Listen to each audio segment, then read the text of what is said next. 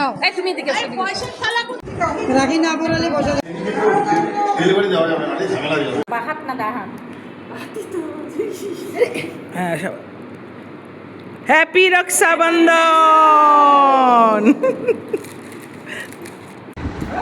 এইরকম মনোভাব নিয়ে এটা সকলের হাতে। শ্রীকৃষ্ণ যখন জন্মগ্রহণ করলেন তখন মা যশোদা 6 দিনের মাথায় তার হাতে রাখি বেঁধে দিয়েছিল, যাতে এই জগতে এই সমাজে বিভিন্ন রকম বিপদ আপদ থাকে, তার থেকে রক্ষা পাওয়ার জন্যে তার হাতে রাখি বেঁধে দিয়েছিল। আর জীবনে তো প্রচুর বিপদ ছিল, ঠিক না? তাহলে তার জন্মই তো হয়েছে কারাগারে, সেই জন্যে সেখানে তার উপরে কত অত্যাচার হয়েছে ছোট ছোট, সেই সমস্ত অত্যাচারকে অতিক্রম করে যেত। তখন রাজ মহিষী যারা থাকতেন প্রত্যেকের হাতে, যারা যুদ্ধে যাচ্ছে সকল হাতে রাখি বেঁধে দিতে হবে, রক্ষাবন্ধন সূত্র বেরিয়ে যাতে ওরা যুদ্ধে জয়ী হয়। আর যুদ্ধে জয়ী হতেও এটি দুর্গাবতীর কথা বললেন, দুর্গাবতীর এরকম করেছে। তো সেই জন্যে চঞ্চল কুমারী বলে একজন আছে, চঞ্চল কুমারী ছিলেন, উনি ওই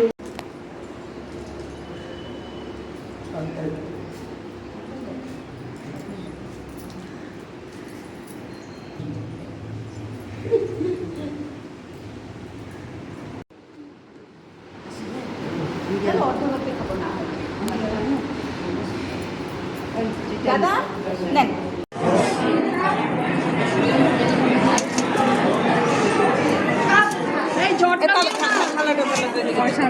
মিষ্টিটা দাও, এই মিষ্টিটা কোথায়?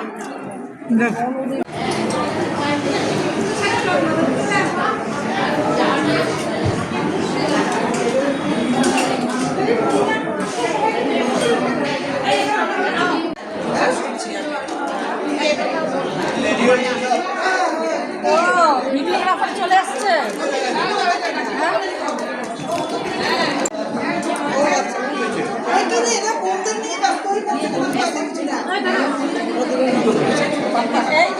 এইটাই হলো কথা, বলো ওদিকে চাইতে আগে ছেলেদেরকে খাওয়াইতে যাও না একটা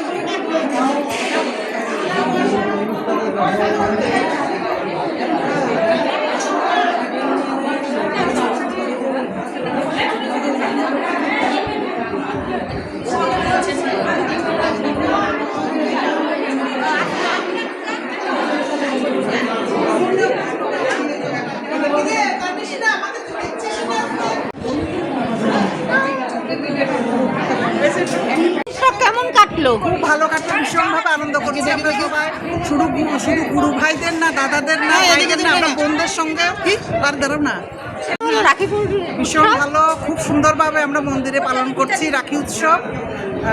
সব গুরু বোন, গুরু ভাই, গুরু দাদাদের সবাইকে নিয়ে আমরা খুব আনন্দ করছি, সবাইকে রাখি পড়াবো, তারাও আমাদেরকে কিছু দিয়ে আশীর্বাদ করবেন, সেটা অবশ্যই ঠাকুরের কৃপা, ঠাকুরের আশীর্বাদ হিসেবে আমরা গ্রহণ করব। শুভ রক্ষাবন্ধন। আবার মিষ্টি মুখও করানো, আবার মিষ্টি মুখ করানো হচ্ছে, এইভাবেই আমরা যেন থাকতে পারি। হ্যাঁ অবশ্যই ঠাকুরের হ্যাঁ শুভ রাখিবন্ধন, জয় রাম, দারুণ উৎসব। আমরা এখানে খুব মজা করছি, ঠাকুরের আশীর্বাদে ঠাকুর চায় সবসময় ভক্তরা খুব সুন্দরভাবে থাকুক, আনন্দে থাকুক। ঠাকুরের আশীর্বাদে আমরা সবাই আনন্দে আছি। আমার বোনদেরকে নিয়ে বাবাকে নিয়ে ঠাকুরকে নিয়ে খুব আনন্দ করছি।